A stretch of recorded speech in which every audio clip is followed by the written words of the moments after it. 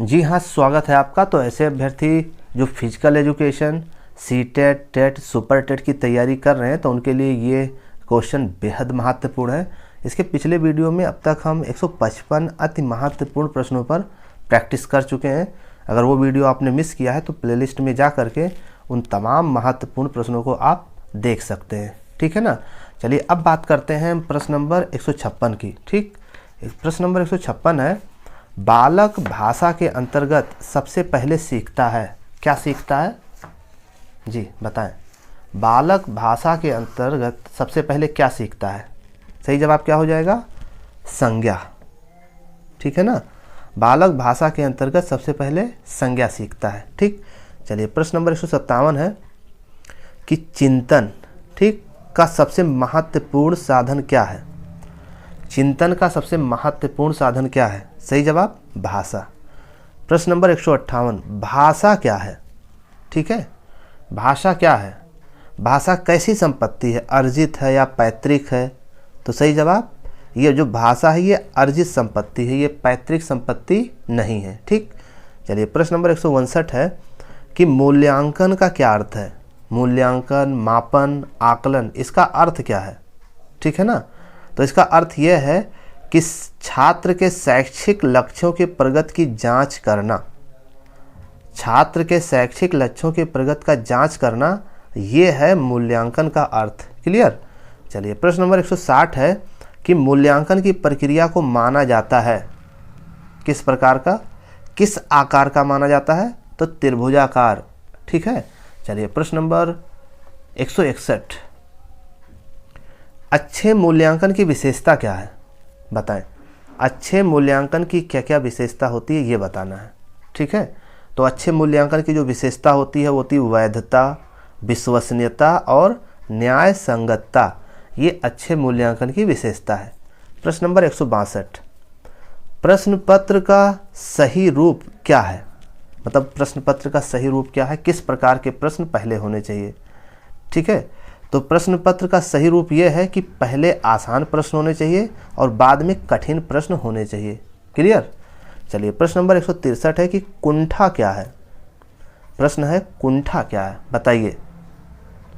तो कुंठा एक प्रकार का है परिहार, ठीक है ना, इसको बोलते हैं कुंठा, परिहार, राइट।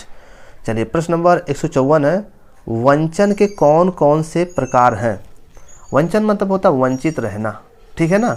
तो वंचन के प्रकार ये हैं, सामाजिक वंचन, आर्थिक वंचन और शैक्षिक वंचन। ये वंचन के प्रकार हैं।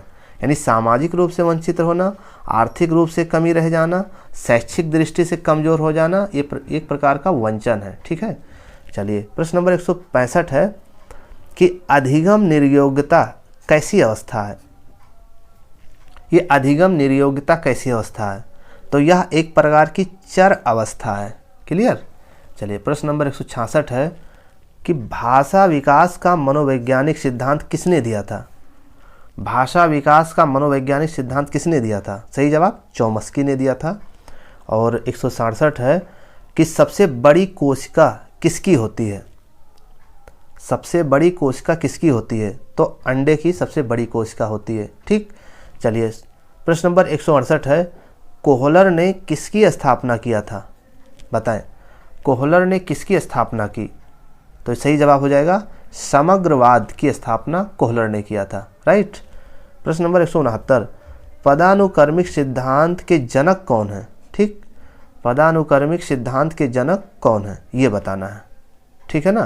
तो इसका सही जवाब क्या हो जाएगा? Philip Vernon. ठीक, पदानुक्रमिक सिद्धांत के जनक कौन है? Philip Vernon, right.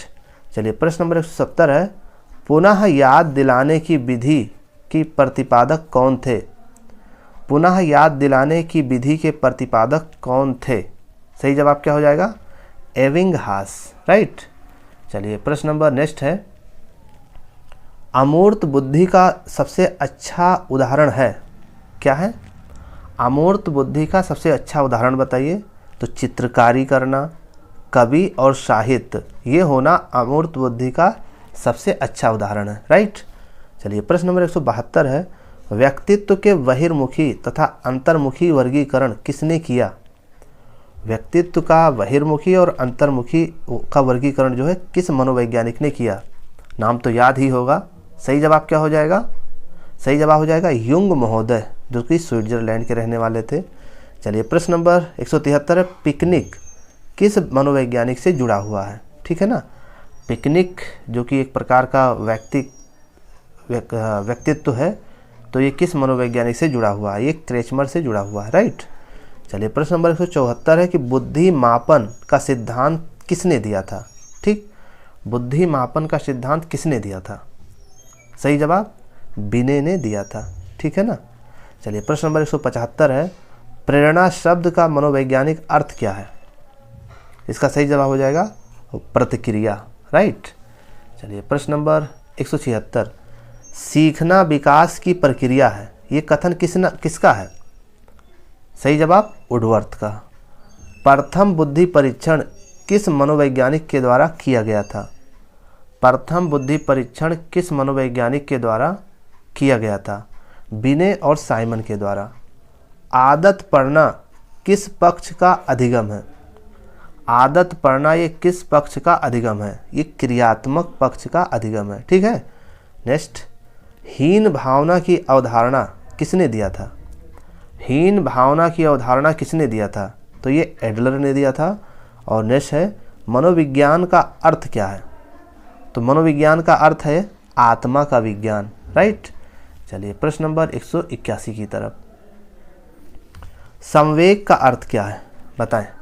संवेग का अर्थ होता है उत्तेजना, राइट। किस आयोग में शिक्षा के चारों स्तंभों की चर्चा की गई है? बताइए, किस आयोग में शिक्षा के चारों स्तंभों की चर्चा की गई है? तो कोठारी आयोग, राइट। रॉस के अनुसार संवेग कितने प्रकार के होते हैं? सही जवाब 3 प्रकार के होते हैं। प्रश्न नंबर 184 है, संज्ञानात्मक मानचित्र का प्रत्यय किसने दिया था? सही जवाब जीन पियाजे ने दिया था। और भी महत्वपूर्ण प्रश्नों पर चर्चा इसके नेक्स्ट वीडियो में। धन्यवाद।